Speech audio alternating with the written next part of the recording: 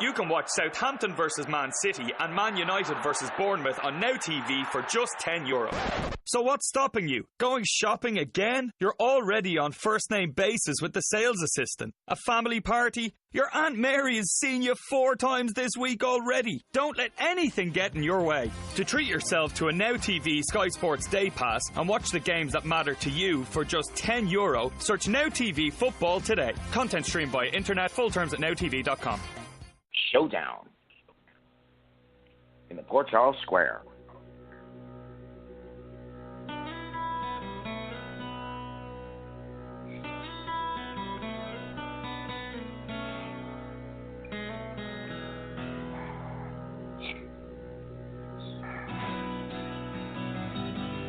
Welcome to Take Two Radio. We are pleased to bring you interviews with people in the entertainment and music industry, discussions and recaps of the 4 remaining daytime soaps. That's The Bold and the Beautiful, The Young and the Restless, General Hospital, and Days of Our Lives, as well as various other shows. For upcoming and previous shows, check take2radio.com. That's with the number 2. And you can find us on Blog Talk Radio, iHeartRadio, iTunes, and other streaming apps. Follow us on social media at Take Two Radio, and thanks for listening. Good evening, good evening, good evening. Hey, good afternoon, everybody. This is David for Take Two Radio Soaps and Review, and with me I have my team minus Casey. Yeah. Hi, team. Okay. Good evening. You know, there's something I've always wanted to say about our new intro. Pam should either be a Siri voice or like an escort, like when you call for an escort, the lady that, does the, good evening, are you looking for Vixen or Cherry? Or do you want Mistress Mona? No, she should just do movie phone. She just should do movie phone. She should do movie phone. Tonight we have 2 special guests joining us from from Bold and the Beautiful. They are on with us now. I'm going to try and bring them on. We got Lawrence St. Victor and Karla Mosley. Hold on just a second. Good thing I got my fan. Yeah, it's a good thing. Lawrence, Karla? Hello. Hi. Hey. Hey. Good evening. Good afternoon. Good to see you. How are you 2? Great, wonderful. Man. Great. Holiday great season. Holiday. Yeah. Eating some good food. What can we complain about? There's nothing to complain. Well, first of all, Candice reminded me, thank you. We want to congratulate both of you on your new additions to your family. Oh, thank you so much. Thank you. Yeah, they've yet to have a play date, but we've had Skype sessions, many Skype sessions with them. Skype FaceTime writing sessions with both babies and so. Yeah. And second, we are here to talk about your newest project. Well, not so new. It's been around, but it's came back. Yeah, it's a 2.0. Yeah. To 2.0, and we're here to talk about Wed-Locked, and welcome aboard and the reboot. Yeah. And we're so excited. So we have some questions for you, and okay, great. I'd like to start off. Okay, let me see if I can find them for you. Oh, my first one is to both of you. What influenced the both of you to become actors? Oh, wow. Karla, you can go first. Sure. It's funny. I'm sitting in New York right now in the city, and at my friend's place that looks over Lincoln Center, and it's such a treat because we didn't really have a big reason to come down to the city today, but I just love being here because it reminds me of why I started doing this whole crazy thing. You know, I was lucky enough to grow up near New York, and there's so much Broadway and dance and music, and my mother is a huge fan of those things and really exposed us to that at a young age. And the first musical that I saw was called Starlight Express, and it was about these old trains, and it was the Andrew Lloyd Webber musical, and it was like everyone was on roller skates, and my mom knew the main actor, and so we got to go backstage and see, you know, and hang out and have, you know, a soda with them after the show. And I just thought, oh my God, I can sing and be on roller skates and drink soda and stay up late, and can be a job. Like, that's what I want to do for the rest of my life. So that's how it started for me, and I just kind of kept following that. I went to NYU, and then was blessed enough to kind of roll into doing professional work pretty early on. Those were my beginnings. For me, I'm from New York as well. I wasn't too exposed to, like, Broadway and the theater too much growing up, but I watched so much television and movies, and it became a point where even the way I played with my toys was like scenes and scenarios. And my mother, when I was like 12, just randomly gave me a book called like How to Be a Young Actor in Hollywood, and it was like the first book I ever read cover to cover. It's random. So I feel like it was one of those things that kept tapping me on the shoulder throughout my life, even though I wasn't completely aware of it. With my dad and his video camera, I would get my cousins and my sister, and we would make movies and, you know, psychopath and just write scenarios and do them. To me, I just thought this is what kids did. I didn't think it was a calling yet. Then about high school, I was going into a junior college, and they had a performing arts department, and I was like, you know, I just want to give it a shot, and fell in love with it. Did every play I could, took every class I could. Then I auditioned and got into SUNY Purchase, where I really upped my level of training. And like Karla, I was just blessed to start working professionally not too soon after graduation. So that's kind of how I got into it. It kind of just tapping me on the shoulder throughout my life, and I finally realized it at about 18. Hindsight is 20/20. Yeah, exactly. It's so true. That's what always makes me, you know, in moments when this business gets a little like, what the heck is going to happen next? I have no idea. I just remind myself of that, you know, if I had at the beginning of my life been asked how everything was going to fit together, I could have never written this story. So Absolutely. I just try to remember that as I look forward, you know. Yeah. That's awesome. Second, in your earlier work on Wed-Locked, this series, you featured Kim Brockington from Guiding Light, who played your mother, Lawrence, if I'm correct. Yes. Is there? Will there be any other Guiding Light in the newest productions? Wow. In this first 6, we have some Bold and the Beautiful family cameos for sure. But you know, we always talk about bringing Kim's character back. We just adore her. So if there's ever a possibility for that, that is certainly on our radar. And we're still in touch with a lot of the GL people. So, and you know, we're just also really lucky to have access to these incredible actors. And I think one thing that we love to do is to put them in situations where we haven't seen them. You know, so for instance, Rome Flynn in this incarnation, he's always cast as the pretty boy. He's always sort of debonair and doing his Rome thing. But we put him into this like really quirky character where he plays this kind of creepy like sex shop fairy. It was crazy. It's totally crazy. But he just it was a crazy character. Yeah. But he brought so much to it. Yeah. Like we wrote I think what we wrote on the page was funny, but what he came in with, it was almost like he was relieved and excited to just play and be something completely different, and he killed it.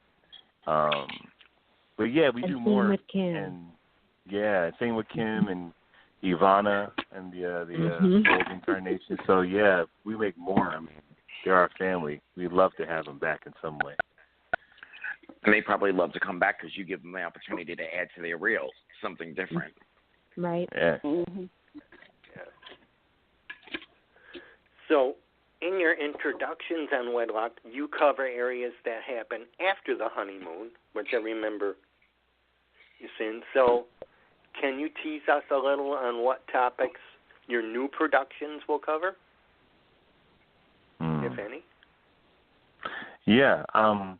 We say it's a reboot because this new version doesn't really pick up from where the last one. I mean, this new version does pick up from where the last one left off. So this one isn't like you're catching up with Robert and Denise 10 years later. They're still pretty much right after their honeymoon. It's a reboot, so some of the dynamics of the characters changed, but we're handling topics like, do you still stay friends with is that still okay to do? Or we deal with money. What else do we cover, Karla? We cover one of the tougher episodes to write was about it's called She's an Abuser, and it's about trying to keep it funny but also find the heart in female rage, that she actually is someone who is aggressive toward him, which is something that does happen in relationships, and how do we deal with that? It's easy to laugh about it and to make jokes, but it is like a real thing. So, that was something that we wanted to deal with. And then lighter stuff like how many pillows is okay to put on a bed. Yeah, that's a real thing, though. It is. It is. It's a real thing. So, and each side is right. Exactly. Yeah. So we really had fun finding these truthful parts of either our lives or friends' lives, or even through talking to the fans, some of the things that they would talk about, and then taking it to 110 or 150, taking the truth of something and then really blowing it out so that we could laugh at it, but also see the humor in it, but also see the reality. Yeah, and the episode that Rome is in, that's titled Sex Shop. And it's like, what is it like for a couple's first time going into a sex shop together who have different experiences and different expectations? And but at the end of the day, they're still trying to please each other and they're there for each other. So we thought that was an interesting examination of, relationship and sex and the awkwardness of having someone else there, like the character that Rome plays, of kind of just being there looking on while you're trying to have these intimate moments. So right, the public side of trying to keep things spicy. How much do you allow others' opinions into your bedroom? Yeah. That's the spectrum on it. It's a spectrum thing, too. Oh, totally. Exactly. And it can change Anthony, over time. Why don't you and take I think the next one? Yeah. Anthony. Oh, okay. There's a row. Well, I'm Anthony. I'm also in New York, by the way. And before I ask my question, I just want to say my people, and my flame burns bright, so to speak, love the both of you. Victor for a very different reason, but Karla, you put and I'm sure you've been praised 1,000 times, but you put everything into this storyline, and you are very up there with my peoples. Thank you. And my question that to means you guys, a lot. Well, the authenticity meant a lot to us, and we know it was the writers. We know it was, but we also know you did your homework, and we don't have a lot of positive we have a lot more now, but we still don't have the representation we'd like to have, and having and then just being able to look at Victor is wonderful. But my question to you guys for both of you, and it probably be an easy one to answer.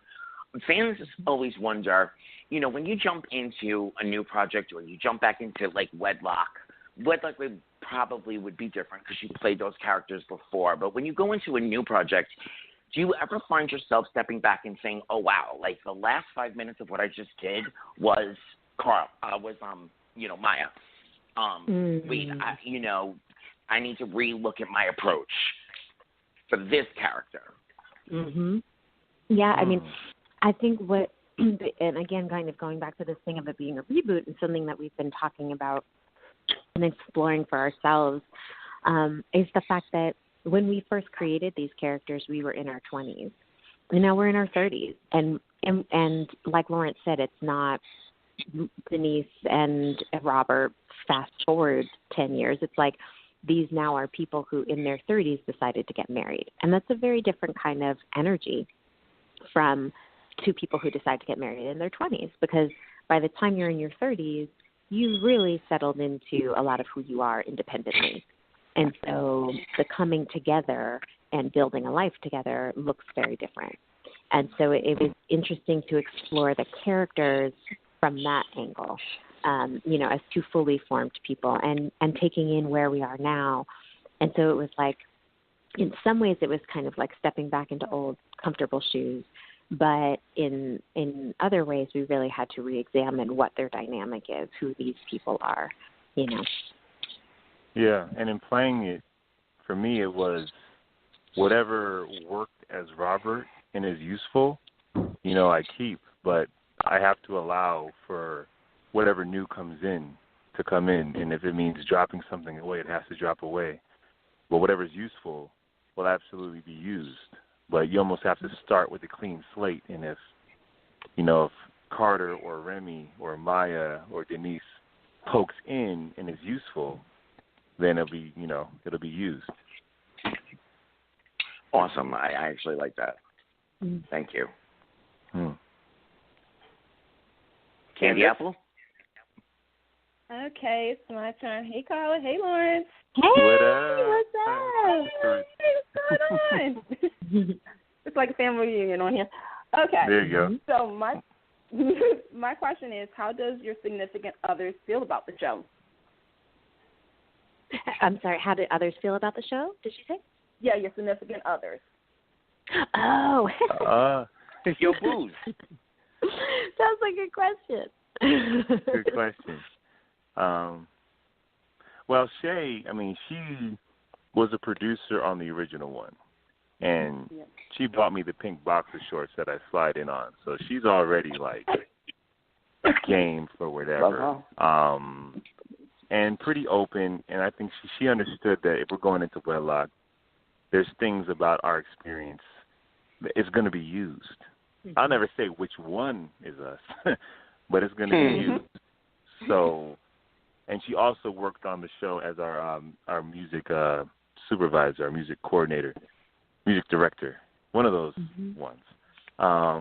So she was very close to it, and I think for her it was just the authenticity of the storytelling was awesome, and she was very proud that Karla and I were able to authentically tell these stories, but in a fresh way that's authentic to us now, not trying to recreate what we did 9-10 years ago. So she actually loved it. She's a fan. Yeah, John is. I don't think that we could do this show if our significant others were not totally on board and supportive, without, sacrificing something. So I think that, John's like, sell the show. Looks great. How can we, what do we need to do? He has a producer's mind about it. So he's like, what's next, And also, but he is kind of newer to having experiencing me as a writer on something, and having pieces of our relationship out there. So sometimes he'll say, did that come from us? Or, I know that look, or, things like that, or like, is that how you feel? And, and so it definitely sparks some interesting conversations.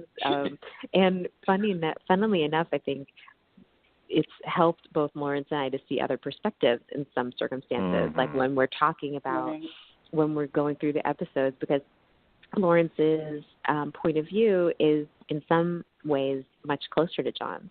And, you know, sometimes it's easier to hear something from someone else. So he'd be like, this is the way I feel. And I'd be like, oh, okay, all right, I understand. And vice versa. Pillows on the bed. Exactly.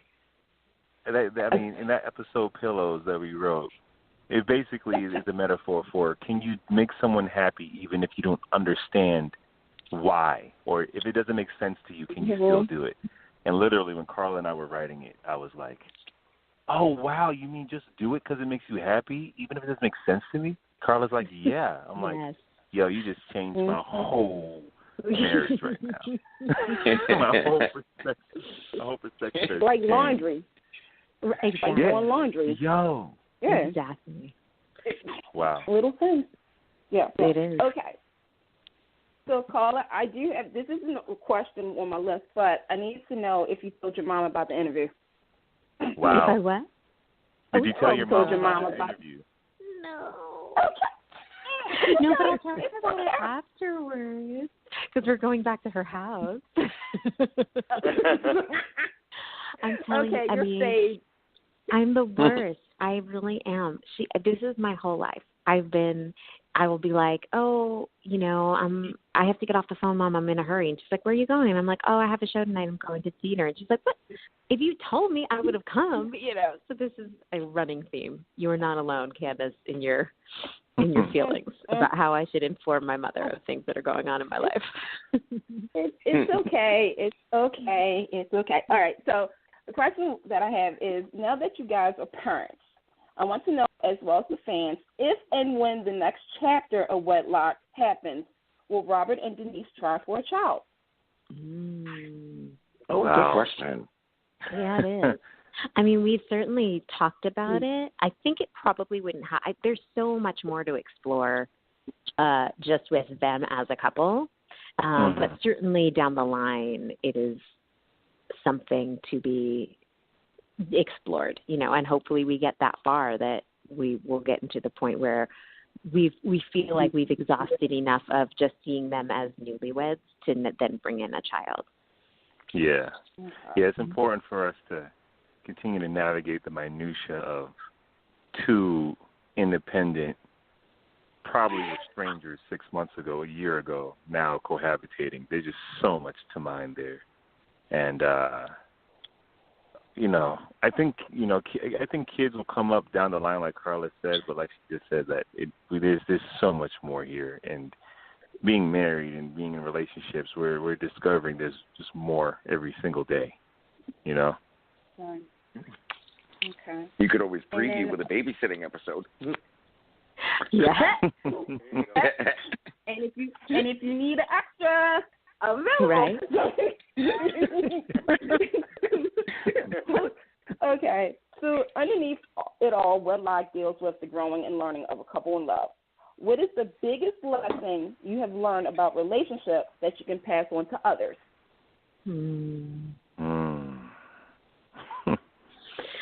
I mean, I think ultimately what we go back to, and really what the theme of the show is that it all comes back to love. It comes back to a commitment to be on the same team, no matter what. Yeah. And, you know, people are going to make mistakes. People are going to change and grow, and you're going to have to re-find each other and all of that. But if you go back to that original commitment of coming from love, coming from kindness and compassion as much as possible, and that commitment, then, you know, then you got a real good chance. You know? Yeah, I agree. Yeah. Like, you know, there'll be times where communication is down. For whatever reason, you're just not able to communicate. There's times where you just don't like the person. You know, there's all those seasons. But like Karla said, if the commitment is there, like I'm committed to you regardless of what the weather is today, then you got a fighting chance. And I say fighting because it's right. work.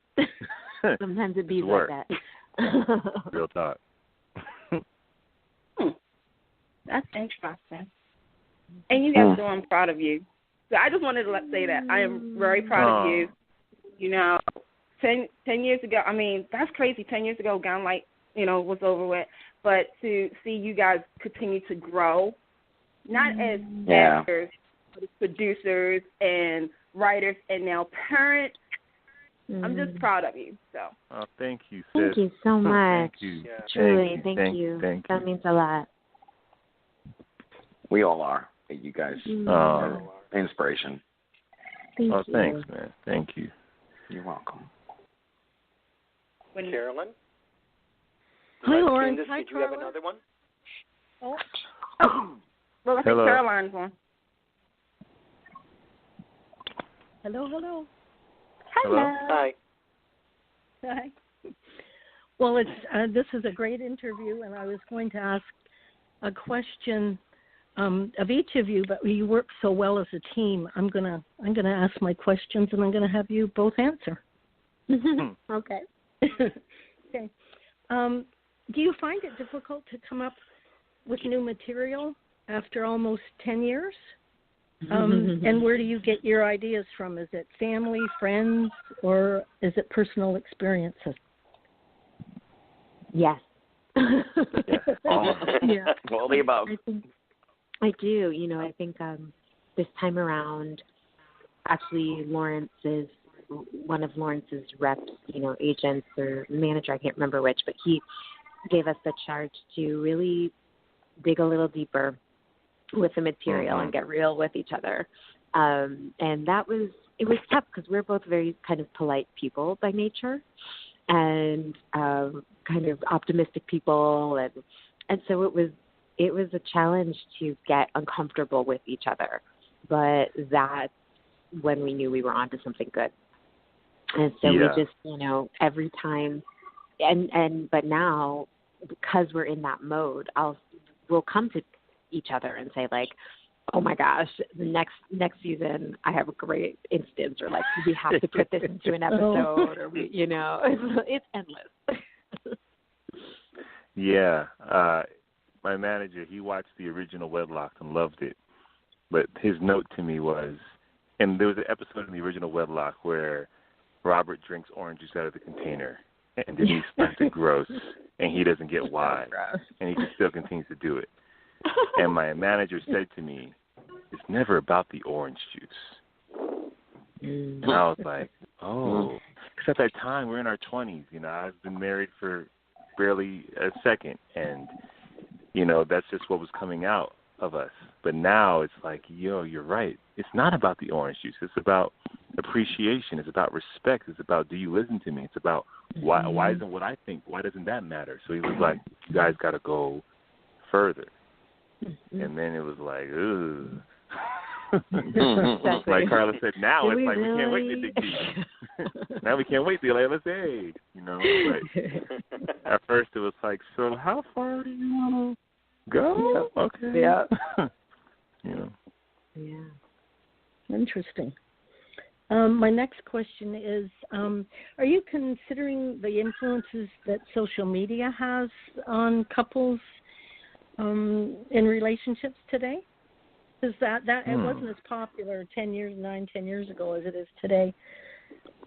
Yeah, well, the Past Lovers episode, the whole conflict begins with them looking on social media. Yeah. Oh. Yeah. So, and I think that is a really big one, and just it's funny even talking to, it's even a little bit more generational, because I've been talking to like my younger cousin who's 23 and some other young people who are younger than I am, about dating and relationships, and like there's this whole other world now with like, what do you say in DMs? What do you not say? And then this thing of like, I saw that this person read it, but they didn't respond. So then what does that mean? Or like they posted this thing, and was it about me? And it was sort of pointed because I've seen them do this before. Like it's just, there is this whole other world of social media that was not as prevalent before. So we have to talk about it. Yeah. Well, the issue came up last night with my family, and my nephew didn't know what ghosting meant. Oh. Yeah. Boy, for about 45 minutes, and he couldn't believe it. Well, he's younger, and he says, "Oh, that's what's going on." I said, "Yes." Yep. Yes, it is. Yeah, a lot of that. Whole different world. It's the young and people. it's also how it like influences our expectations, even though we're not aware of it. But the fact that we're constantly watching other people's families and but it's social media. You only see the best part of people's families and marriages. Right? You never see so you see the best Christmases ever. You didn't see the fact that someone's aunt got drunk and got crazy. That didn't make it to Instagram. So your mom and picture in front of the tree. Right. So our expectations of what a relationship is, it's all influenced by social media now. So I think even in the episodes that aren't directly about like what we saw on social media, it's still carved out of our expectation of what you should be or what I should be or what success means. So I don't think we can get around it. Well, I find the emotional aspect of the social media and the communication, it's so muddled today. It's really hard, especially for young people, and addressing the issues. Yeah. Older people are tougher. David, can I jump in with one more? Go ahead. The fans love you guys as a friendship. I know I do. I know Candy does. What's the best thing about each other and about having the friendship with each other? The fans would love to know that. You guys, it's like 15, 20, it's a long space, and we'd love to know. Aw. That's a great question. I mean, I think Lawrence is such, as we all know, just such a big heart, and he's so, he's a very safe space, and I think from the beginning, like I always say, we were on set together. It's really the first time we met, and I instantly knew that he was someone that I could just be myself around. And that's priceless, and it's priceless as friends, and it's certainly priceless in creating together, And I think we have very similar values, and so it makes it easy to communicate, even through, any kind of if we have different opinions about something, or we both know that there's like a baseline of respect. So, yeah. Carla's a ray of sunshine, man. She's a ray of sunshine. When she walks into a room, there's just light, and it's amazing. It's amazing being in the makeup room before she walks in, and then having her walk in, and just how the atmosphere just changes. It just feels better, lighter. And no joke, she's a ray of sunshine, and so authentic and pure, And like she said, if we ever have a differences of opinions, you feel safe because you just know her heart and her light is just always in the positive. Carla kind of makes me want to be a better person. The charity, people she takes care of, and the support. I'm like, dang, Carla, you just relax, okay? The rest of us humans, she's awesome. She's awesome. Just sunshine. Thank you. Oh. I have to add to that, because last year when she sang for the Emmys, Carla, you just walk on stage, you light up the entire screen. Absolutely. Thanks, you guys. You show out. I'm seriously blushing. I'm a very shy person. Next question, please. No, thank you. I really, really appreciate it. We love both of you, and we're so honored to have both of you on. And before we let you go, would you like to tell the listeners where we can find Wed-Locked on the internet? Yeah, if they don't already know. Wed-Locked is on Vimeo on demand. So you go on Vimeo on demand, you type in Wed-Locked, we pop right up. It's also in our Instagram and Twitter profiles, our bios. The link is right there. So, yeah, we're on Vimeo On Demand, Wed-Locked. Wow. Thank you all for having us on.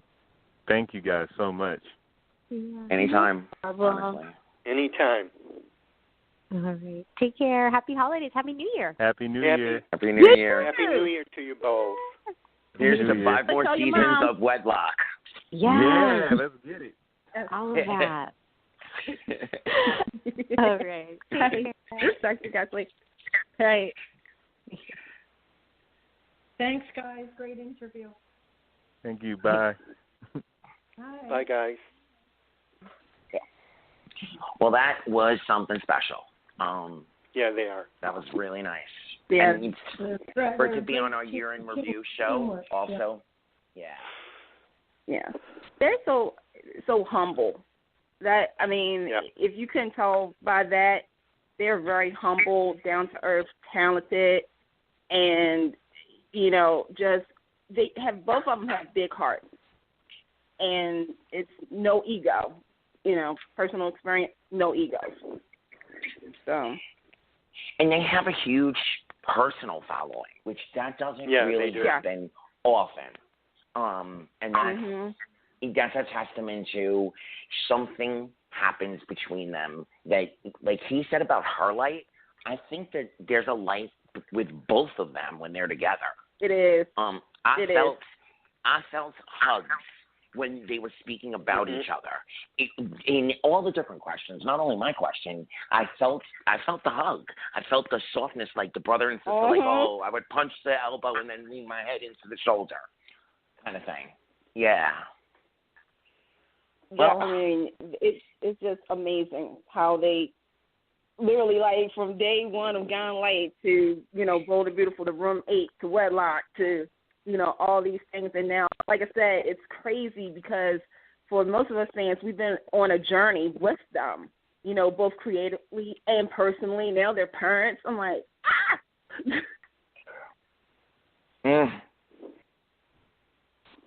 Oh, they're just so warm.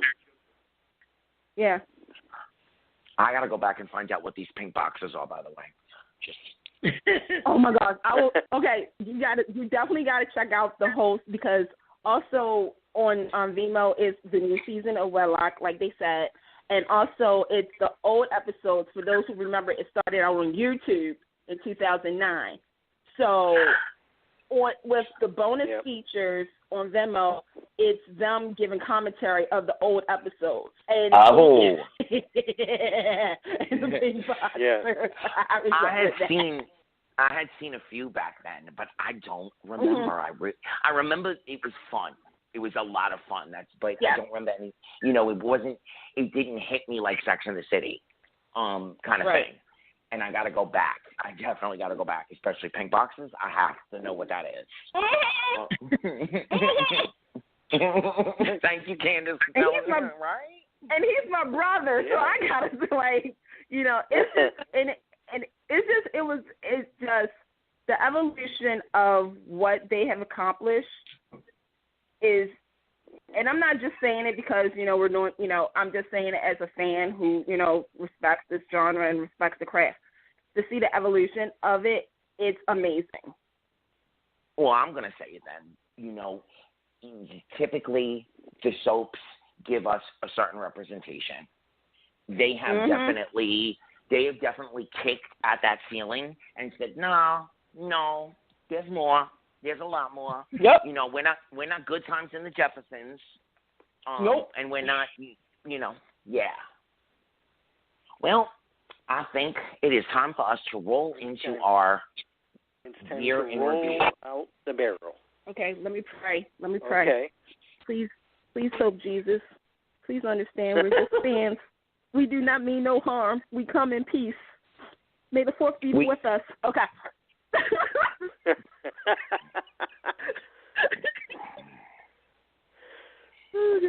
Are we still doing the good, the bad, and the ugly? Yeah, we are. Okay. Oh God. Okay. You want to do it by? Yeah, we're all doing it. Oh. Well, David, you want to start off with each yeah, soap. David goes first. What, the best? Well, do you want to do it by soap?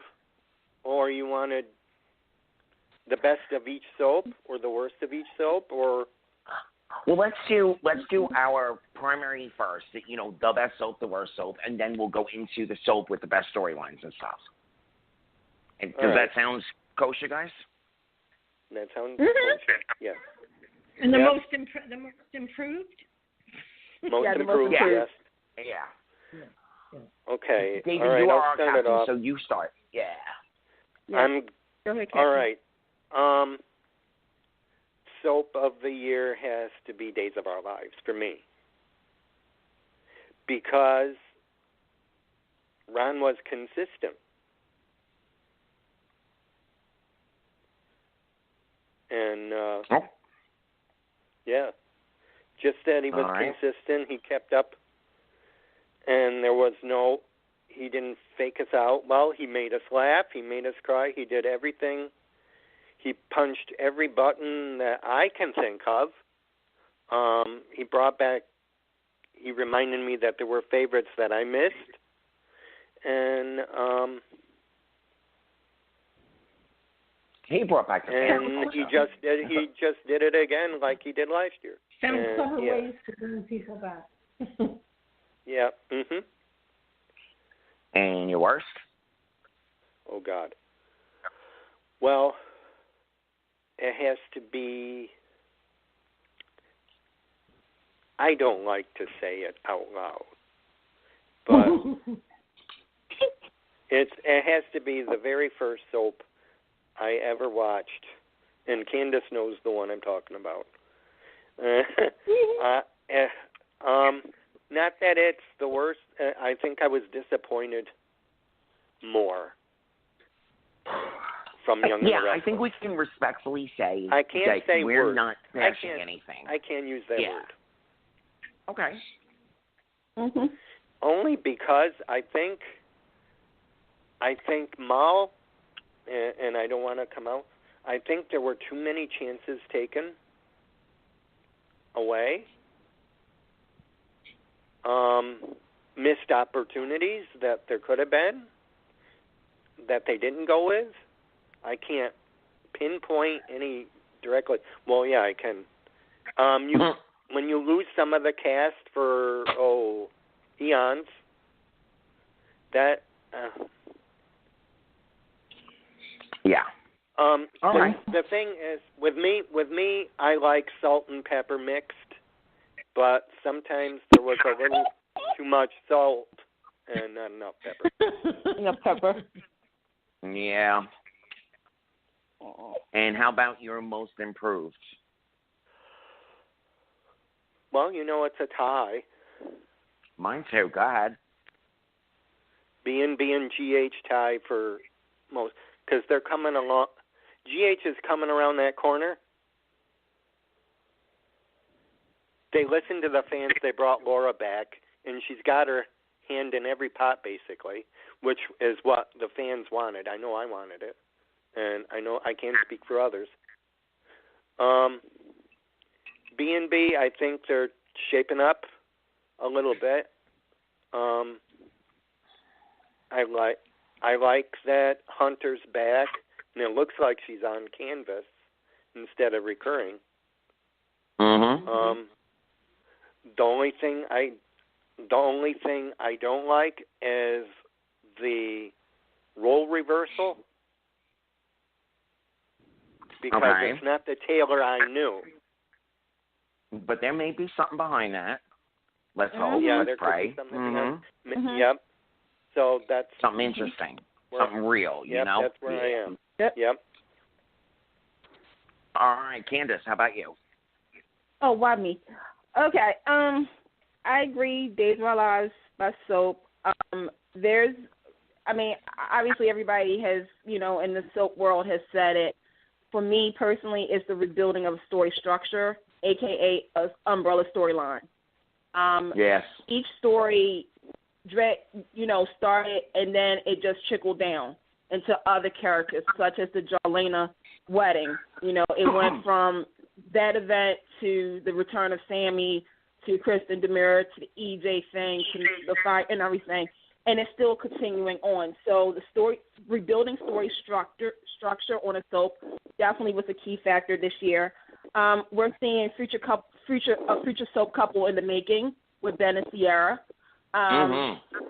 You know, it's not a rush, have sex type of relationship. We're seeing the friendship, and then we're seeing them coupling. You know, they're having moments, and of course the angst is still part of it. So to see kind of because Days of Our Lives is known for that. So to see a future soap couple in the making is interesting. The family strength. I like the family unity. You know, they're all crazy, but we are seeing the Mirrors. We're seeing the Bradys and the Hortons, and we're seeing other, families, intertwine with each other, having issues. So I like that. And the final reason that I said Days of Our Lives for best soap is because they introduced one of the best damn characters of the year, Leo. Yeah. yes, and yes. He gives me life. I love Greg Ricard. I've always had him from Young and Restless on up. But this character of Leo is a prima donna. He's that character that in 2019 I'm going to be looking at even more. I saw it today for him to mix it up with other people outside of this, Sonny and Will. I want to see more of that. And I want to see, who his partner in crime going to be, because I see him working with somebody like, kind of, oh, shoot. What was her name? Oh, crap. I can't even think of it right now. Katie and Henry on As the World Turns type of thing. So I want to see like a friendship with somebody, with that. So yeah, Days of Our Lives, you get thumbs up. I'm very proud of you, too, because you came up with a winning combination. You have Sherry Anderson, Ryan Quad, and you got Ron Carvati, the past, present, and future. So way to go, Days. And your worst? So here's the thing. I'm not going to say worst. I'm just going to say WTF. Okay, I like that. I like that. Yeah, because there was moments with these, it's a tie, shocking, where I'm like, WTF, like, really? The first one, if anybody knows me, knows I have a relationship issue with it, is General Hospital. Here's the thing. Other than Jeannie Francis coming back, which she shouldn't have left in the first place, but I'm going to let that slide. You had stories without a middle and an end that is still continuing a year later. This whole Jason, Drew, Sam storyline, I'm sorry, if you're the executive producer and you picked this story out saying that this is going to be your big story for 9 months and it's going to be your umbrella storyline, you need to play the beats. I don't give up about who doesn't want to do it, I don't know. You tell the story. You did do a good job of telling it. I like the fact that, you had the Mike Alzheimer's storyline intertwined with Mike and Stella. Then all of a sudden you kind of do something completely different and kind of makes me go, what? Like, what happened? Like, did I miss something? Yeah, it's still, the subject is still at the top, but if something has happened for me to kind of be like, WTF, I don't get it. Too many new damn characters this year. And most needs improvement, or?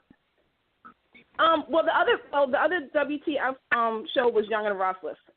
I know, right? Shocking. Other than what you guys said about the casting, the cast changes, and this is coming from me, there was a lack of emotional involvement. There was only 2 stories that started out as emotional, but somehow it got derailed. That was the domestic violence storyline, and even a little bit of the Hillary death, the aftermath of it. Young and Restless needs to do a little bit better with the emotional connection. Like, I still feel for these characters, but not as much. And they really need to, I guess, and I'm starting to see it now, they need to kind of just shorten the arcs a little bit. because it shouldn't be this long. Yeah. So, and the most improved is Bold and Beautiful. Because, Bold, you listen, we didn't want Steffi, Hope, and Liam every single day. There's other people on the show. And you brought back Taylor. You're giving us some outside characters that we're, like, kind of starting to get invested in. Zoe, out of Emma and Xander, Zoe was the character that, you know, I was like, yes, like, give me some more of her. So, you know, 2019, and I'm starting to see it, is that they're getting back to basics. They're getting back to 1987, 1988 kind of vibe where they just showed more than just 4 characters. They, you know, showed everybody. So that's it. All right. Carolyn, are you ready to go? I'm here. Yeah. And I'd like to ask everybody how you would like things to change on the soaps for 2019. All right, that's interesting. But before we do that, I'm going to give mine real quick. My picks are the exact same as David, but I have a couple of things to say. General Hospital. You are I met you when I was 3 years old. I have wanted to marry you. I have wanted you to rescue me. I have wanted to beat you over the head with a club. And this year, I've wanted nothing but to rescue you. You gave me moments. The death where she opened that body bag. There is not a moment in the last 5 years that has hit me. No. As you know, they definitely given us moments. I love that they still, you know, when they lost Tony Geary, they lost a huge, and then, of course, with Jane Elliott, they lost a huge backhand humor piece. And, you know, you all know I'm not the biggest fan of Michael Easton. I mean, you know, I wouldn't kick him out of my bed for any reason, but General Hospital never knew what to do with him. And now, you know, I'm a much bigger fan. So they've definitely given us good. However, here's the thing. You can't recreate the epic 80s storylines that you once did. Thank you. Okay? And don't try to fake us out. That you're going to give us that. Because, you know, Days, my pick for the top, is giving us an 80s epic love story. Because we're not going to see Ben and Ciara married anytime in 2019 unless they totally blow our minds in a separate way. They're going to go through it. They're going to give them every beat to play. You can feel it in what they're doing. General Hospital, take note. You can't do those epic storylines anymore. You don't do them, so don't pretend and don't lie to us that you are doing them. And if you feel that the story is just that bad, then exit out as quickly as possible. Don't throw all these rejoinders in and pretend like it was always something else. Play the story, because we don't get to, we drive drunk, we get arrested, whatever. We don't get to play a card that suddenly it's a completely different storyline. You know, we suspend our disbelief for a lot. You have brought back just about every character that's died at some point, and at that I'm going to leave it at that. As far as my most improved, I'm also keeping it as a tie, because I do think compared to last year, General Hospital has definitely come forward. Now, The Bold and the Beautiful is my surprise in all of this, because 6 months ago, I was done. D-O-N-E, put a fork in it. In fact, take the ham and throw it in the garbage because it's too burnt. Nobody even going to take. The dogs don't want none of it. But they put a foot through Stephanie's portrait, and that's sacrilege, absolutely. But they needed a sacrilege moment, because when Sheila blew back into town, it wasn't no hurricane. It wasn't a rainstorm. I think it was somebody's garden hose. Everybody else thought it was a storm. You know, they brought, they've really brought, they're never, ever, soap fans out there understand this. They're never going to get rid of the triangles. There's always going to be two of them rolling around up in the LA that only has 37 people. That's my 35. My biggest thing. And they listened. Like my baby Candy Apple over there just said, they listened. They've given us glimpses of more. And so my hat's off to you, Bold and the Beautiful. And so now Carolyn addressed a very interesting question. And Candice, I know you wanted to go first, so roll on out, Candy girl. Okay, so the question. And the reason I posted the question is because you guys come up with the best storylines. You should be writers for the soap. Well, thank you. Here's the thing. What they need to do is something that, and I know a lot of fans of Young and the Restless are glad that this person is gone. With Mal Young, I can't fault him for bringing something new. And that's the thing with this genre. Here's the thing. This genre has been around since the early 30s, okay, if we're really going to go there. And, and the fact is that this genre had to evolve. No longer are the days that the women are staying home and saying, oh, honey, do you want me to cook you some chicken pot pie? Or the husband's coming in saying, well, honey, I just made $10, It's changed. This world has changed. And these soaps have to keep up. I give credit to Bold and the Beautiful. Even though that they are, rolling in the hay, you have a female CEO. You have the women who are kind of taking control of their lives, even, give or take, They had a transgender storyline. They had, right and now. Please don't forget the pizza boy and the single mom. Right. That whole role-play couple of weeks was so cute and sweet.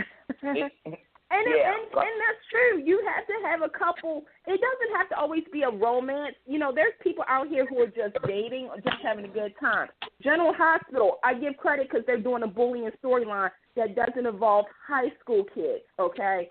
Yes. There's certain things on these shows, on Young and the Restless, even though they started out with a domestic violence storyline, just separate that. The truth is that you never know who could be an abuser out there. It could be good, sweet, nice, kind. They could be your friendly neighbor Spider-Man. But this genre has to evolve because it's now becoming too predictable. And if you have something that's so too predictable, fans are going to start tapping out. Another thing, too, is, and we've said this so much this year, is for all shows to respect your history. Yes. Without the history, there would be no damn show right now. You would not have 55 years of General Hospital, 45 years of Young and the Restless, 30 years of this and whatnot. You need to kind of respect your history. Like Anthony said, stop redoing storyline. We were there. We remember these things. If there's one thing, we may not remember our bank account number, but Lord knows we'll remember if Anna was a virgin or not when she met Robert, okay? I'm just saying. Yes. Thank you. You just stop. And this is the final thing, because y'all know I'm always on the rant. If you want us to continue to support the show, you need to make sure, and please listen to me, ABC, NBC, and CBS. This is important. We've been there for you guys when you guys were down and out, when there was times where these shows were almost canceled. Okay? Please understand that we're a loyal fan base, so don't screw us over. That's it. And we will get you more new fans, without a doubt. Mm-hmm. Okay, I'm going to jump on that bandwagon. David, I'm so sorry, oh, Captain, but the words are spilling from my mouth. They can't stay in anymore. Young and the Restless, I will not bash Mal. He gave it his best shot. It did not play well, but he gave it his best shot.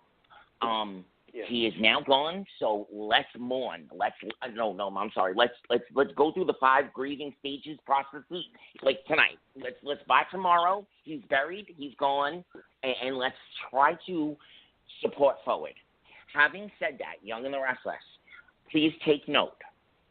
No, make a New Year's resolution. No mo comas for 2019. No mo comas. You towards the end, you pulled back to family values, or not family values. You pulled back to the core family. So my other suggestion to you, and I have made this plenty of times in plenty of spaces, this one being the main space, you need a matriarch.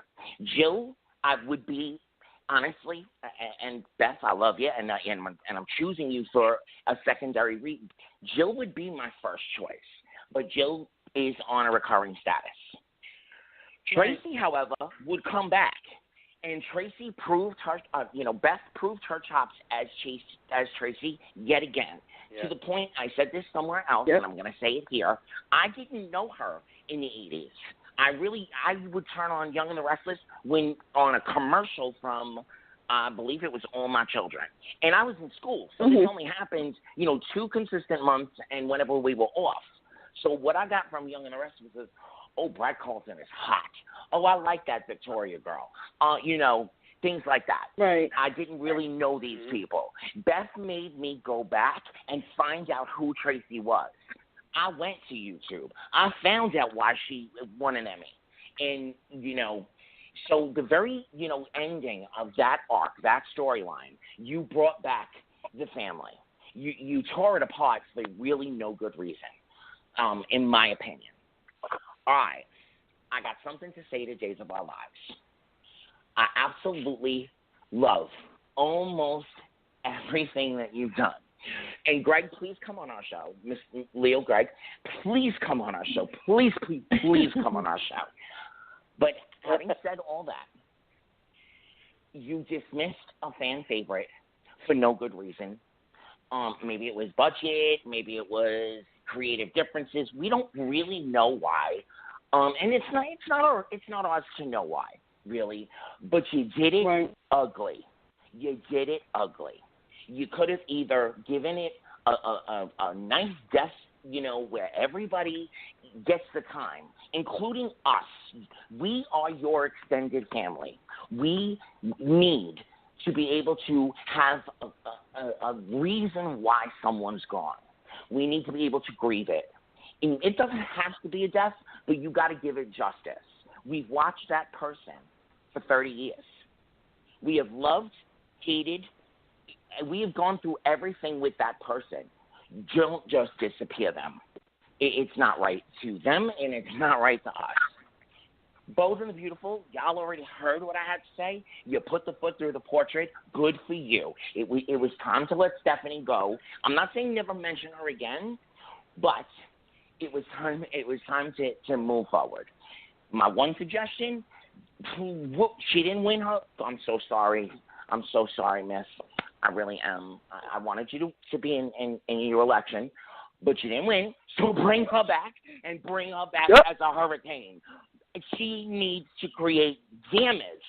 And since Heather, oh my God, my brain is not working tonight. Heather Weber, is not working.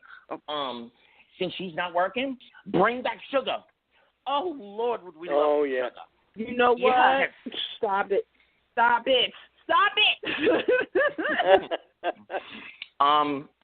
General Hospital, y'all all heard what I have to say.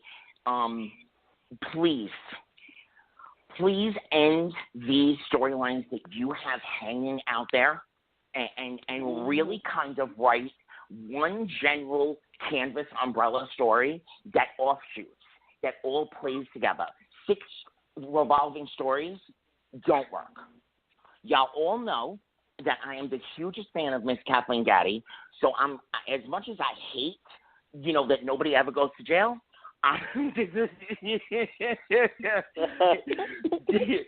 Yo, Dr. O. one kind of storyline. Nell is coming back. I think that's going to be you really have a lot of opportunities, General Hospital. You need to just sit down and figure out what's the best one and how do I tune the revolving story under the one umbrella storyline. And having said that, I am going to give kudos and credence to so far. They've hit the beats with the Ryan Chamberlain storyline just about as good as they could. And with the Mike storyline, Candice, I just want to say one thing that I disagree. Them throwing the curveball is something that would happen to a family. These little romances have popped up, and people are like, what the hell? Who is this? Why is this happening? So I don't think that they played. Talking about the romance. It wasn't the romance. Oh. It was the whole gangster stuff. Yeah, it was the gangster stuff. Oh, that was. Unless you're going to get Miss Olivia Benson to come from NBC and play out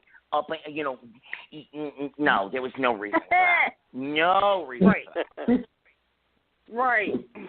That's what I was talking about, is that when they do a solid story that's emotional, like gets us to be like, oh my gosh, like General Hospital, you haven't told a real emotional storyline since da-da-da-da, and then all of a sudden you go ahead and you do this. It's like, like Young and the Restless with Dina.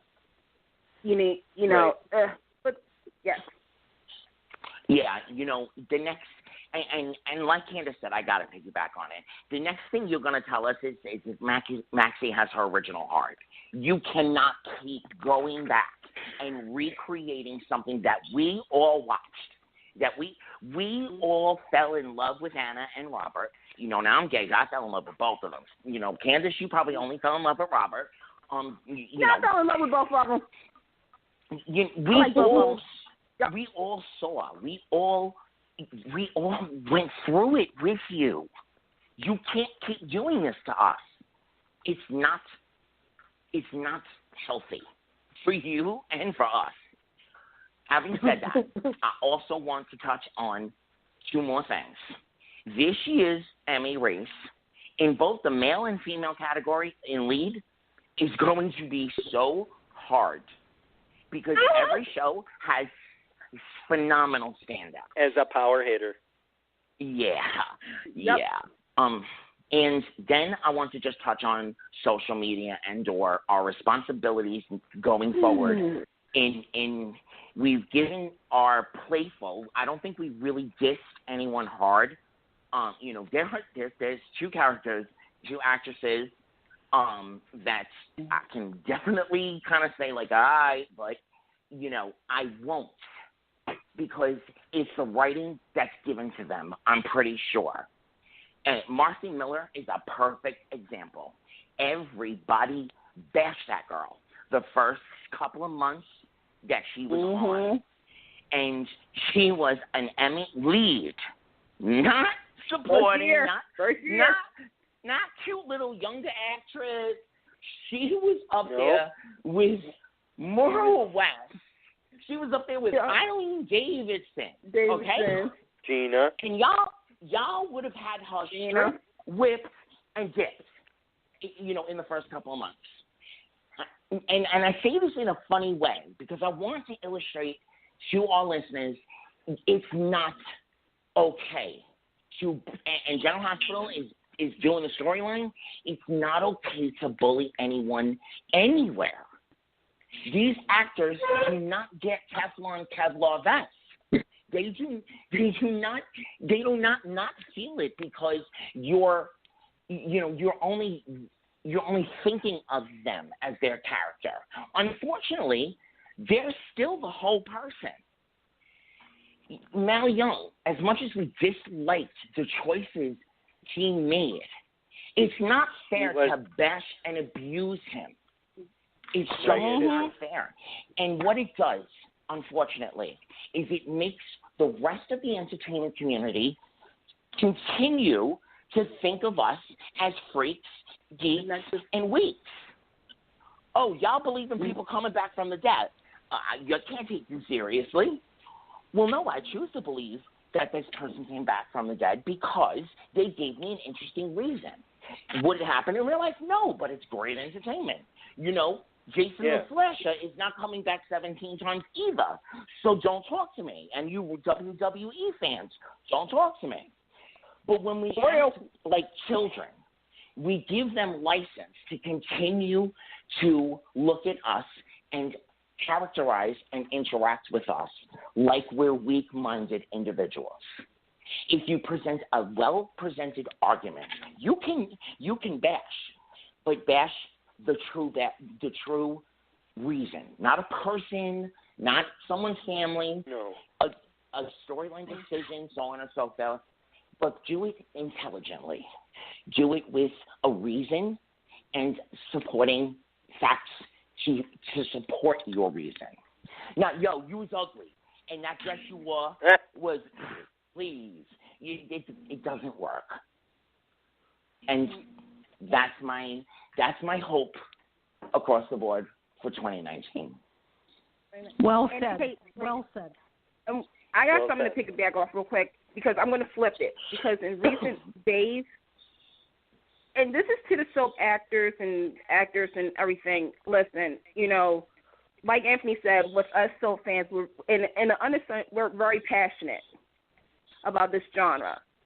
Most of us remember when certain shows were canceled for no apparent reason, and we had to figure out, what to do, how to save our shows. To the actors, please don't get disrespectful with us and tell us to just be a fan. Because what you're doing is you're pretty much saying just shut up. We live in a world of social media. Everybody knows everything now. I mean, it's crazy. We all knew about contract negotiations. We knew about this and that. Long gone are the days of pure soap and soap opera digest when you pick it up for the late breaking news. We now know everything, and we're passionate. We're trying to keep this genre alive so you can have a job. So don't come, if we don't come at you negative, don't come at us negative. It's a two-way street. Respect is the middle ground. You respect us, we respect blank, simple. Yeah. Well said, sweetheart. Very well said, Candice. Yes, we're more than fans. We're more than fans. When y'all hang those ornaments on the tree every year, Days of Our Lives, we're hanging it with you. In our minds, there's a ball with our name on there. Yeah. My mama's name's on that tree. She watched. My grandma, well, she didn't watch that. She watched General. My grandmother lived in Port Charles for a good portion of her life. That's my world. Yeah. Captain, how about you? What's your 2019 wishes? Oh God, you guys, you're so eloquent.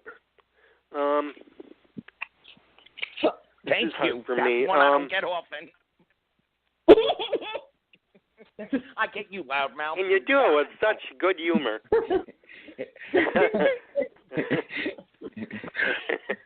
Well, let's see. I don't. With Y&R, don't try and take too many chances. Stick with what you know, like family, and don't go off the cuff. Follow through on your stories and don't veer off, i.e. JT. Yeah. I would have liked to see a good domestic violence. What? Yeah. Yeah. Yeah. Mm-hmm. I would have liked to see that follow through, but like you said, we're not gonna. I give Mal credit for taking chances and putting his mark on it, but in the end, it's the numbers. Mhm. Yeah, and the numbers equal us. You've heard us. You've heard us. Bring listen to us about our fan favorites. if there's a possible way to bring them back, please do. I am missing my fan favorites on YNR. I just heard a Jill interview, and she said she'll work. You know, I'm sure most of these actors and actresses will work. They may not work on contract anymore, but they'll work. Now, you got Beth Maitland, who will work on contracts. So please hear her. Right. Yeah. But make sure you got a story for them and not just put them on. I think that's the big thing. And don't bring them back unless there's a reason. Now, there might be a reason, so I'm going to kind of hang back a little bit with that, even though I bashed it in the beginning. Don't bring them back. It's so completely different from who they were. You know, Lucy Cole, who was one of my all-time favorite soap opera characters, she was the slutty librarian. She wanted her man, and she got her man. Then she wanted Alan, and she a couple of times. Oh, right? You know, you have turned Lucy. I still love her because I can't not love her. But you turned her into the human version of her duck. She is not Lucy that we know. And I think Ryan might have cooked her duck. By the way, that's the unmurder we haven't heard about yet. But I digress. When you do this and bring them back. Billy came back on. There's one thing I can say about Days of Our Lives. Billy came back and it was like, who the hell is this? And it was Lisa Rinna, the original Billy. I mean, and her lips. You know, I think it was really the lips that came on. They just dragged Lisa with them. But you bring back characters, and then they're nothing like what we connected with. So please take note to that too. Keep them true to form. Their original form. Or have a damn good reason why they're not their original form. Yeah. I mean, I'd love to see Sugar come back as corporate lawyer and so on and so forth, but there's a big reason for her change, and then she flips back into Sugar we know.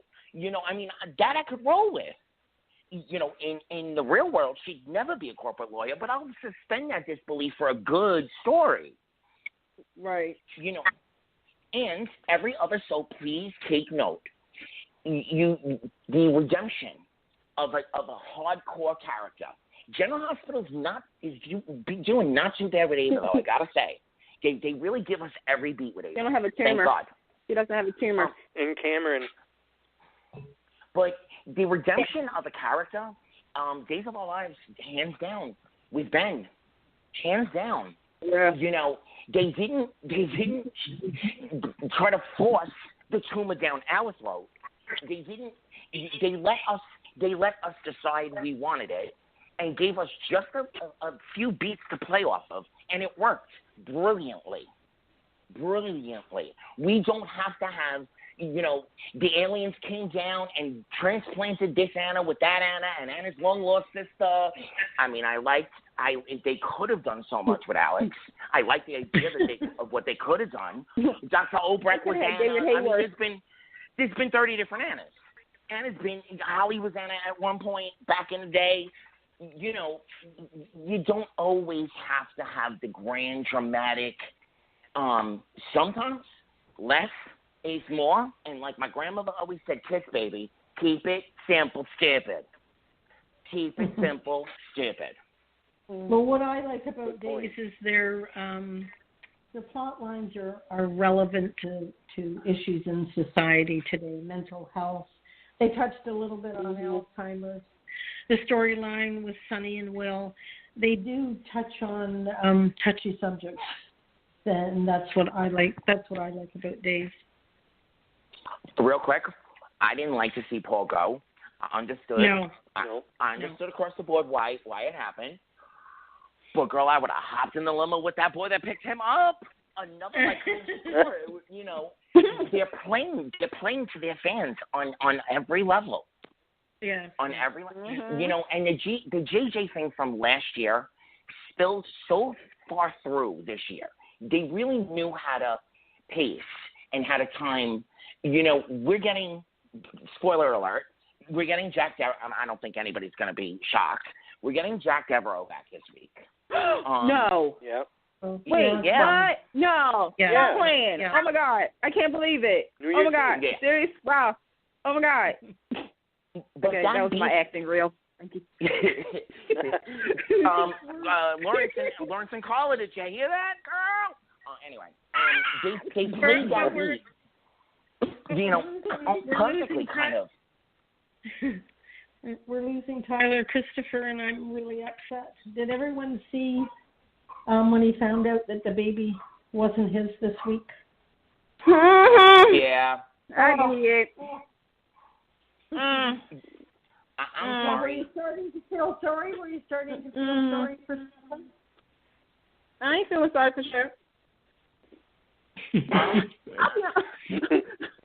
I'm hands down. I fell in love with Tyler Christopher, a.k.a. Nicholas.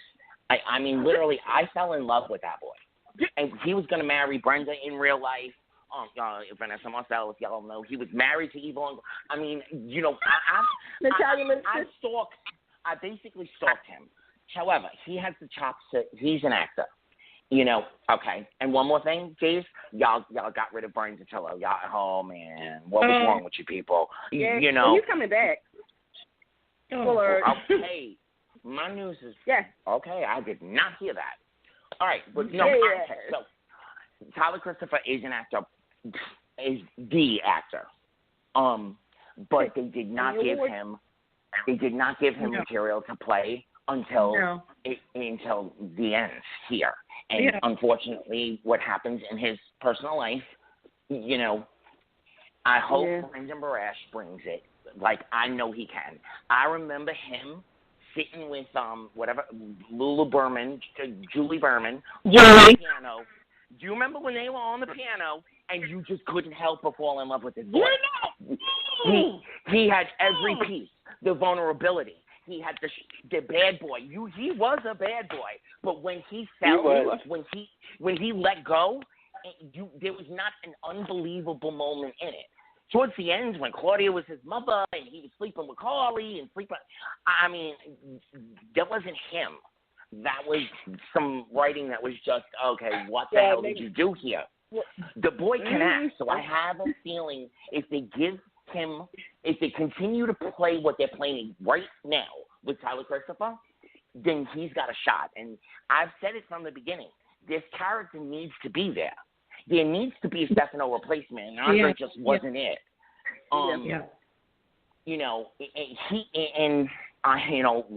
What happened with that EJ? I am not entirely sure, and I'm just gonna leave it floating that it really was our EJ.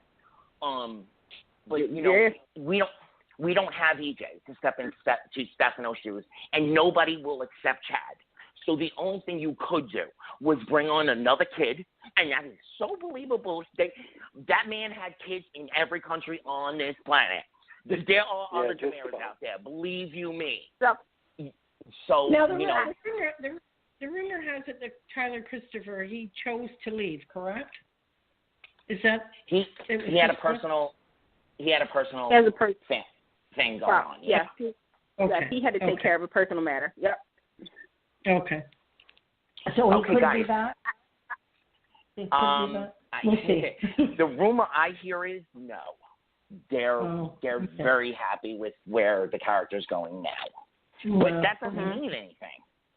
That doesn't mean anything on any soap. That could change. Yeah. Right. But another show is like, there's this. That's true. Yep. He announced that on Instagram. That's why I said social media, we find out stuff before the magazines. But yeah, he announced that him and Bradley Bell, I'm going to quote this, they, came to good terms. There's always a chance for him to come back, but his last film date is in January. You're talking Ingo. I'm going to be good. Yeah. Ingo, Yeah, I'm going to be a good fan. Anthony's looking at me. Anthony's trying to come into my brain. I am, girl. You are absolutely right. You know what? I like Ingo. I've liked him since GH Titans. he was not. I think I echo so many people. He wasn't a good fit over on Bold and Beautiful as Thorn. If he was another character, then yes. Oh my but God, he was Thorn Forrester. And we all know Thorn. You know, we understand what Bold had to do and whatnot. We get it. But this was stunt casting. We all know Ingo, and some fans would follow him to another show to see what he could bring. But this didn't work out. The story wasn't there. So, you know, Bold, I'm going to say maybe this. He knew Don't it too. Be like, I want to say, he did. The thing is that, Bold, don't be like another show and do stunt casting. I never known you to do that. Just wrap up the Thorn storyline, and just I called it, I said 2019, Don Diamont will be celebrating 10 years on Bold and Beautiful. You're going to have Bill and Katie in each other's orbits. You might as well just go ahead and start playing the beats. And GH fans, because Lord knows, on Saturday when I saw this, I was like, here we go. General Hospital fans, I love you guys, but not right now for Jasper Jacks to return. No, this is not the General Hospital I want him to come back to. Exactly. I'm sorry, they already ruined the character, beforehand when he was on there. They ruined Jasper Jacks for me, and it pained me. Did y'all see the Christmas episode on Monday? No, I missed it. It pained me. When I say pained me, it pained me to see how General Hospital has shifted, how Jax has shifted. I was mostly watching Jax. I'm like, oh, my God, I remember when Jax was like this. Oh, my God. And then to know what they did to Jasper Jax is a crime. So, Ingo, enjoy yourself in Hawaii with your family. We'll miss you, and we can't wait to see you on another project again. I'd like to ask you guys, because I definitely have mine, who are your standout performers of anybody and your standout newcomers? Oh, you want? All right. Oh. Can I take this one? Yeah, David, please. Yeah. All right. Candice, you might agree with me, but I definitely love Sarah Horton. Yes. Yup. The train's rolling. Whoop, whoop. Days scored. Give us a few more. Who else it's so nice to see her on. I remember I was watching when Maggie gave birth to her. I actually remember that period too. Yes. I don't. Come on, David, give us a few more, because then we're going to go to Candice and Carolyn. Oh, okay. Okay, let me see.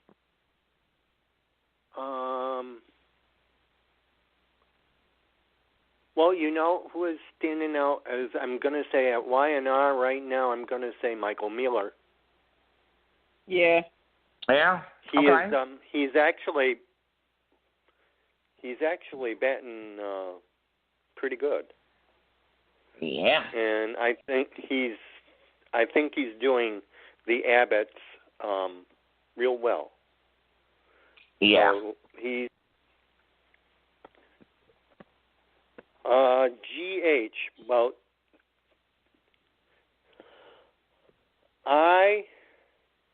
it's a little calm, but right now, I have to say, I like Willow.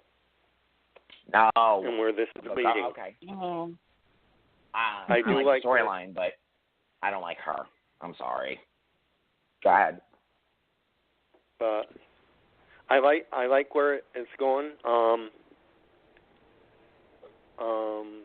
That's it. I mean, she's sweet, but I'm interested to see who could you bring on?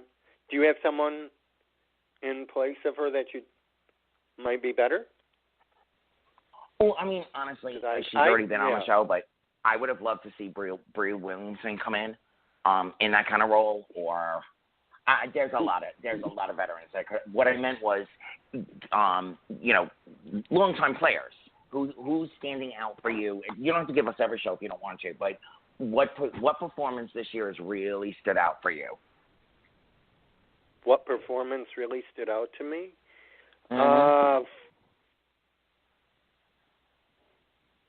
Chloe Lanier's. Okay. Stood out in GH for this summer. And Chad Duell. Oh, fans really came out. Chad really came out this summer with that whole Nell Sting story. Okay. Let me see. Maura just took it to work and back. You can't just. Girl, she called it Jupiter and came back. Yeah. Yeah. There's not enough you can say about Maura West. An honorable mention to John Lindstrom. And kudos I had him on my list. Kudos to GH for that stunt pairing, because I remember them on Another World. And I remember as well. Sorry, yeah. That wasn't my primary show. That was another one that I turned to commercials. But a lot of times on that show, I stayed too long and I missed things on my show. But yeah. Kudos to GH for that one stunt pairing, because y'all are raking in the money with that one. A famous movie once said, "Show me the money. We want to see a little bit more before y'all capture Ryan as Ryan." Bad. Yeah. That's true. And on any other shows, any other standout performers this year? Probably, I'd say Stacey Haddock. Thank you. Thank you. On Days as Kristen. All right, Carolyn, we'll let you go next. It's been a while since we heard you. Your beautiful voice. What stood out for you, newcomer and veteran performer this year? Newcomer Sierra. I think she's doing a fabulous job, and she's standing up to hope. She's feisty, and I there's something about her that I don't like, but there's something about her that I really like. As a newcomer, it's not an easy role for her to jump into. The veteran one on there, Kate, I think she's been great this year. Lauren Coslow, good for you. Okay. Yes. I think Candy girl. Candace. It's your turn. Oh, God. Why me? Okay. All right. Okay. That's newcomer. I give it three-way tie to Victoria Place Claire, Lindsay Godfrey as Sarah Horton, and to Michael. Oh yeah, Kyle, and also the young actor who plays Cameron on General Hospital. That's my pick. God, yes. Yeah, they just really brought their A game, and it feels like they've been a part of this show for a long time. It doesn't feel like, oh, you just started last week. What? Huh? Okay. You guys said about John Lindstrom, 25 years on General Hospital, he's getting his dues now. Maura West, what the hell can I say? Maura West, seriously. Damn, y'all. Y'all know I'm about to go down the list. Eileen Davidson. What can you say about Eileen Davidson that has never been said? Except for she's the goddess of daytime. She took, many fans felt though this story was crazy, but true Young and Restless fans know that this was the ultimate payoff. The emotions, the history, and also credit to Peter Bergman, because you can't have one good scene partner without the other. So, yeah, Eileen and Peter, yeah. Drake Holgerson. Him sitting and pleading with Marlena. Okay. oh man, so many good people: Michelle Morgan, Brighton James, Greg Vaughn, Haley Aaron. This was a year, even though the shows, some of them weren't the best, like as far as like 2018, but they shine brighter like a diamond. And damn, like it was so many. Jason Thompson, Eric Braden, Melanie Thomas Scott, they're the true royalty of Young and Restless. Mm-hmm. So yeah, I had a hard time picking. Mm-hmm. Yeah, it's hard. Everybody gets an Emmy. Oh. All right. Well, I'm gonna start with The Bold and the Beautiful, because I do have to say, I've always fluctuated back and forth with love and not just interest, but like what with Katie. Part of me never understood really the amount of love, the amount of Emmys. You know, they gave her a couple of moments this year where I said, okay. And that's the problem. They've never really written Katie consistently. So when she has the moments, it's like, damn. But then you look at her every day, and unfortunately, those moments are dull, So, but I really did kind of pay attention to her. And for me, on Bold and the Beautiful, she's definitely the standout veteran performer for me this year. With the runner-up being Catherine Kelly Lang. I mean, Eric is just Eric always. So I'm not disrespecting him.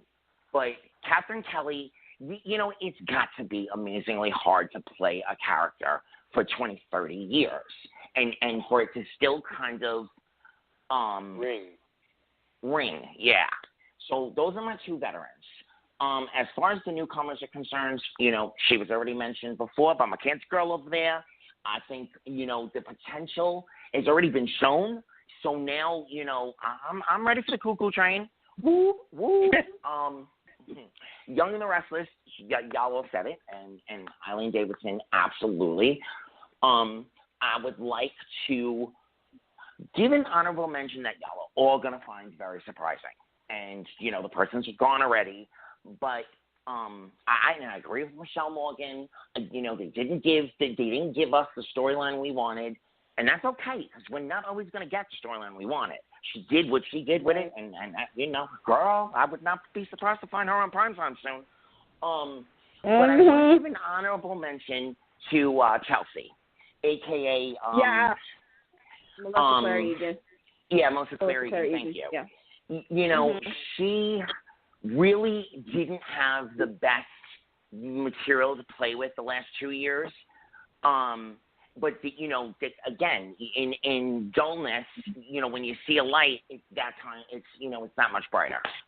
Okay, Days of Our Lives. Ma stands out for sure.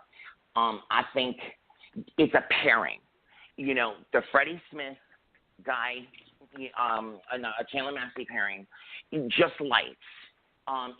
With Guy, with the other Will, it was still, and of course my flame burns bright, so I am slightly biased, but Dave gave it everything, and so what was already there was so highlighted. I honorable mention. I'll give an honorable mention to Drake Hudson too, because I really didn't. It didn't resonate in my head long lasting. Stacey Haddock, there's just nothing that can be said that would. You stepped into. Honey, please, somebody forward this to her. You stepped into the goddess's shoes, and in 5 minutes, I didn't wonder where Eileen was. In 10 minutes. I didn't care if Eileen ever came back, and Eileen, please do come back someday. If Stacey won't, but you took Susan and Kristen, and they were slightly different. They were your versions of two masterful characters. Mm-hmm. Honorable mention to Victor. Honorable mention to Victor because they really don't give him any good material to play with anymore either, and he's made the most of what they've given him. And, oh my God, there was one more. Bonnie, Adrian. Julia Edmonds. Yeah, Judy Evans, thank you, because I was saying Taylor in my head. Judy Evans, too. You know, I don't really want to see any more Bonnie, unfortunately. You know, I think that's played itself out. However, you know, Adrian is a core character, and there's definitely a lot more that can be done with her. And even if you don't, shout out, girl, Judy. You did some good damn work this year. General. It's so hard for me to pick. I gotta go with Nell. That block of final performance that y'all gave us the biggest red herring ever. We all knew, or those of us in the soap kind of knew this wasn't a real exit. But okay, we went with it. And Chloe, sweetheart, girl, I will not be surprised to find you, acting against Juliana Moore someday. I really won't. She does have it, and I stuck with it. I have said it from the beginning. They did not give her what she should have been given to play with, and then when they gave it to her, girl, too late. Triple court, goal. I'm not a sports person, but fumble or whatever wins the game, she did it. I disagree with Chadul. I don't think he's broken out. Unfortunately, I don't think he's broken out of that clay mold that they cast him in. He just chip. Little finger pops out here. For that time, just for that time alone, I think they should work more with him with that. But just absolutely. For that alone. Absolutely. He's an Emmy Award winner. I have said 1,000 times, and I will continue saying this more or less. The heavy hitters, unfortunately, were given sidebar material. Sonny wasn't given anything real to play with. It's not real. Let me rephrase that. Sonny wasn't given anything monomatic to play with. Laura Wright wasn't given anything monomatic to play with. The Ferncliff storyline really showcased the best of what she does, but it wasn't strong. Nancy the Grandman, y'all are just wasting some talent there. Y'all are just wasting some talent. The biggest soap fumble in not only this year, but in the last 5 years is Jimmy DePiva. Y'all brought on Matt freaking Holden. And I don't see as well as I used to, but from what I'm told, for his age, he's still, I put him in the shower material. So you got a good-looking man who has the chops to carry off, rescuing the woman from a waterfall, aliens, fiance. He can play anything you give him. What did you do? Jeff Weber. Could have been Jeff Weber.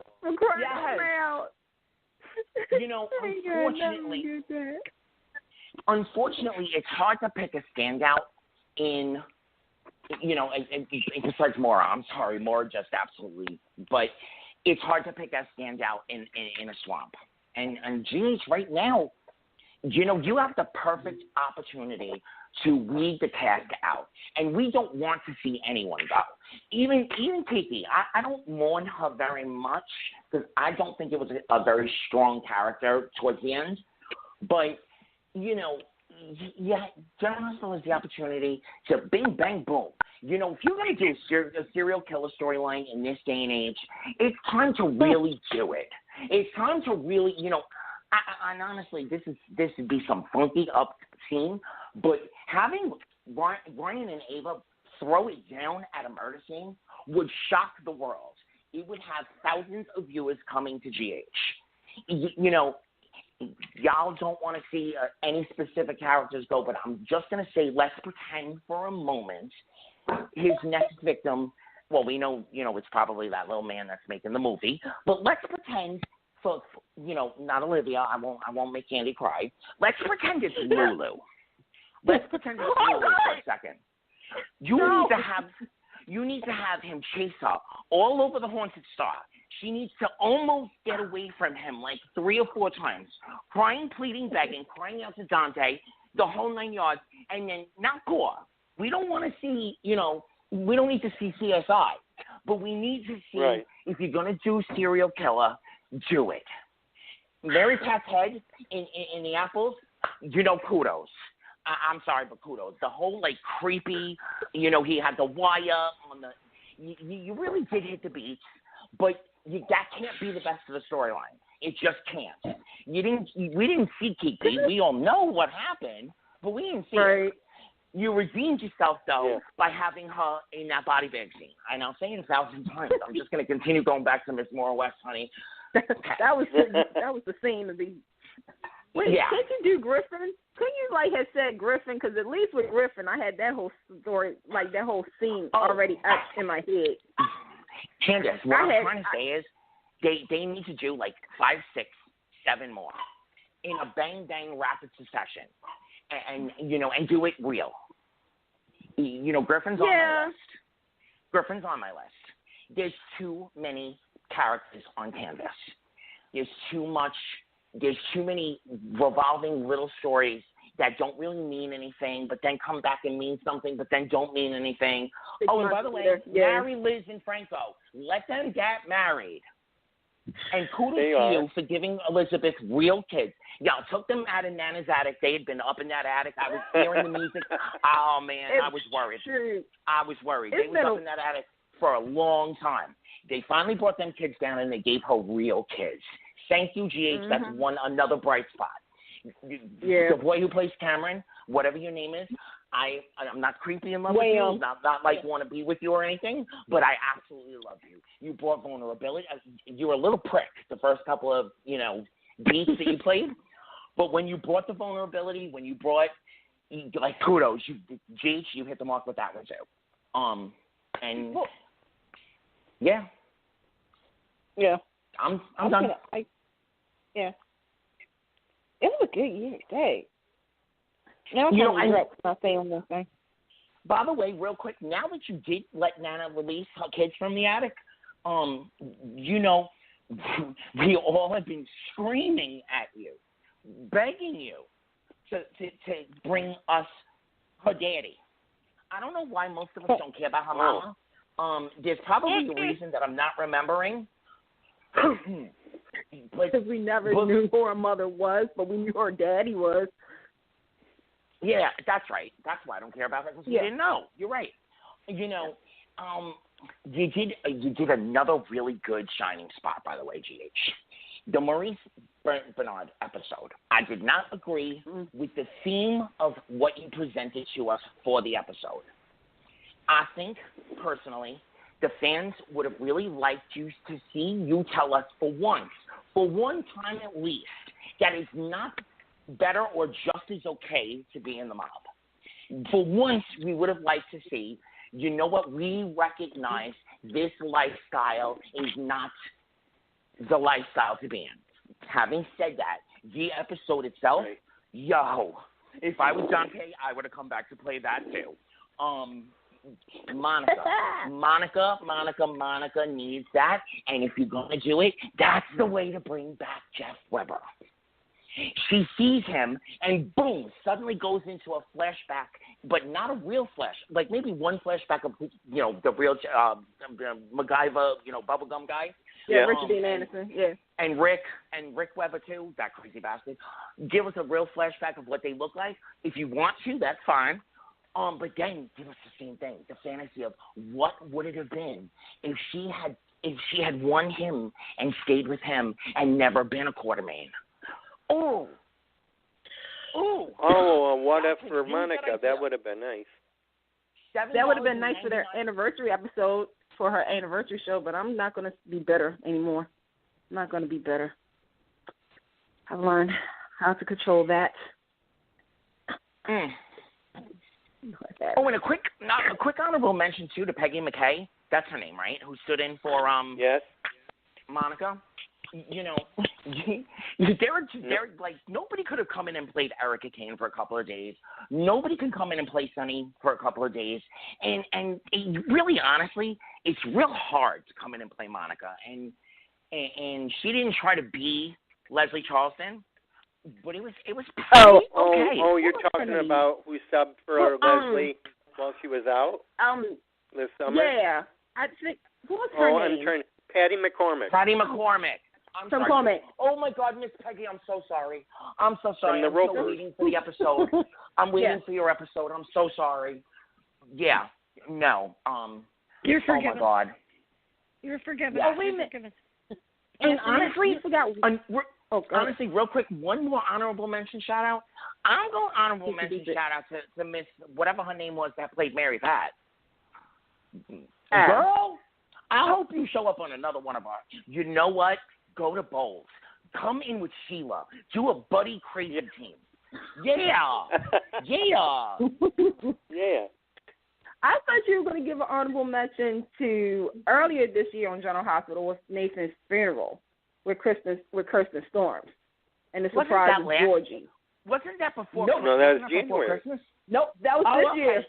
Yeah. Oh, then yeah, absolutely. Oh my God, absolutely. That's what I said. Oh my God, absolutely. Yeah. Yeah, that's something that I think I'm messing with Kirsten because she's an unsung hero. That's why I said this year's soaps there was a lot of unsung heroes, Greg Vaughn included, and the stories were popping, but then somehow it got overshadowed. So yeah. Oh, and honorable mention to Roxy the Lizard. Yeah. Oh, absolutely. Yeah. And Mr. Teddy Bear on Young and the Restless. Oh my God, yeah. And the portrait. You know, that could be a category. Yeah. The Lizard, the Teddy Bear, the portrait. Who's gonna win? And Stefano's portrait. Yeah. Yeah. Mm-hmm. You know, they should, you guys, you know, there's so many marketing ideas, you people, that could make our genre so much better. Daytime Emmys, if anyone from there is listening, make a special category to the best soap prop this year. Seriously. Yeah. Oh, my God, you guys. You come up with the best ideas. And here's another one. The best talked about but not ever shown soap location. I.e. Grandmother Audrey's house. I want to see what her attic looked like. Where were those poor boys locked up in? You know, but no, the Cassadine house in Greek Village, over in Greek. Yes. The Cassadine house. Yup. Yeah. The launch itself. I want to know what the launch actually looks like. I picture like one of them little Coast Guard cutters, you know, with all the rubber around it, and they gotta like hang on to the, you know, to the metal. What does the launch actually look like? We've never seen. I want to see the Newman jet. I've always wanted to see the Newman jet. I've never seen it. Yes. There's so many, really, if you think about it. Mhm. I like the seats. Let me see. Yeah. I just thought about that. Like, have we ever seen the plane? What about if we get Steve Weber out of jail? Oh, there's so many characters already. For what purpose? Wait, other than we got Sean. Wait, we got a list of people that needs to come out of jail in General Hospital. Stephen Lars, Sean. Who else went to jail? No. I forgot that person. Yeah. Yeah. There's a couple of people. Only to give Elizabeth some family. Well, we got Hayden, who... Yeah. I have a funny feeling next year she's coming back, though. Me too. And she come over with a bouncy baby boy. Let's see. Two sisters, Sarah Weber and Hayden, a brother. Who else? A mother, her father. And that guy that she used to be in love with when she was a teenager and has a child by him. I can't think of his name because they totally ruined his character too in General Hospital. Yeah. You know, General Hospital, you know, guys, the last 15 years, you give us moments, man. Emily and Nicholas was phenomenal. Emily and Nicholas. Oh yeah. And then again, you now see a lot of people disagree with me. This too. There was a point where they played with us, and we might have seen Carly and Nicholas get together. We almost saw it. That was such a hot chemistry. Now, they played with Emily, and Sonny. Yeah. Okay. Now, when you brought Natalia back, you had the opportunity. You botched it. It just wasn't a character. But then you gave us that little jolt at the very end of her run. They brought back Zanza. They brought the actor back and played with it. Oh, man. I was the happiest girl that day. I went through a pair of underwear, a whole box of Kleenex. I went through everything that day. Yeah. Because I didn't even know that was going to happen. We could do a whole show just on these tidbits here. Yeah, I know. We could. Unfortunately, we got to wrap in a few, so. We've got about, 2 or 3 minutes left? Yeah, I think so. Let me check. I haven't been on the clock, so. Yeah, we do. Yep, a couple more minutes. It's fun. It is fun. Yeah. Yeah. I saw Emma today, by the way. I don't know if any of you guys saw today's episode. Yeah, I did. Yeah. I'm a little shocked. She hasn't been gone that long. But she's a teenager now. Grown up. Yeah. And I'm sorry, because these thoughts just keep coming to me, and there's many things I've wanted to say to GH. And again, I've been with you since I'm 3 years old, so I'm not hating on you. But you cannot have people that were born in the same year, some of them be in like 5th grade, and some of them be buying pot and about to graduate from high school. Cameron should have been already aged, though. He should have been with Molly and TJ and Kiki, if we're going to be honest. Exactly. Yeah, but that was already botched. But you can't have Spencer come back from, that he was once, he was her boyfriend. Cute little, puppy love. It wasn't real. But did it ever? It'll be like your mommy, younger woman, older man. Get it now, Emma. Y'all ain't Emma Drake.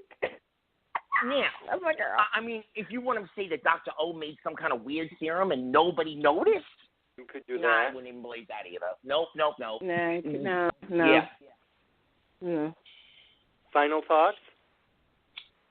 Younger Rustlers. Go ahead. No, go ahead, Candice. Oh, no, I was going to say, Younger Rustlers, I love you. You know that. I've been with you since my mama said, Candice, shut up. Victor Newman's talking.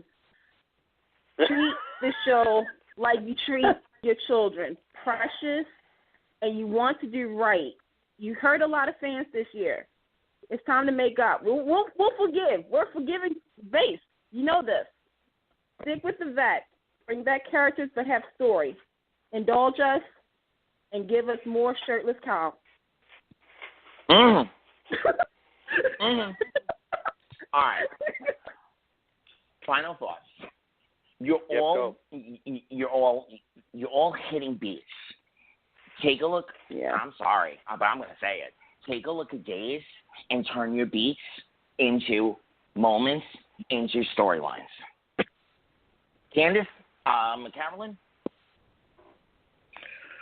Well, this was a wonderful show. We worked great as a team. This is a great way to end the year. Mm-hmm. It's been a blast. Mm-hmm. It's been a blast.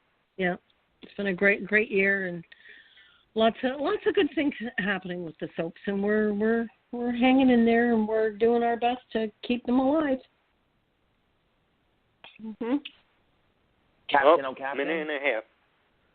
I'm going to say just ship your show. Yeah. Yeah. And so let's say good night, everybody. Good night, everybody. Thanks, Melissa Karla, for coming. Yes. Everybody go check out Wed-Locked. Leave feedback. Leave comments on the episodes, too, because they get money to produce. Oh, he doesn't put that music on while I was talking. Leave feedback.